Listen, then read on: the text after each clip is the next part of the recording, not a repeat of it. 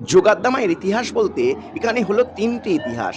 একটি হলো সত্য যুগে দক্ষযজ্ঞের সময় মাতা সতীর দেহ যখন ৫১টি খণ্ড নারায়ণের সুদর্শন চক্রের দ্বারা হয়েছিল, তখন আমাদের ভূপৃষ্ঠে পতিত হয়েছিল দেবী সতীর বিভিন্ন খণ্ডাংশ।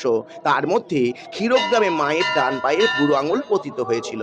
সেই হিসাবে এটি ৫১ সতীপীঠের মধ্যে একটি।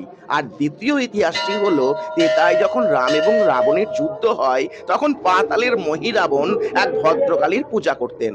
মহিরাবণ সেই ভদ্রকালীর পূজা দেওয়ার সময় পাতালে রাম এবং লক্ষ্মণকে বন্দি করে হত্যা করার জন্য।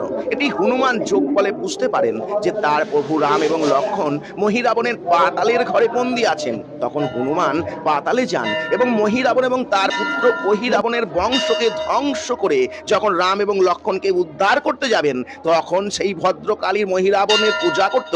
সেই ভদ্রকালী বলেন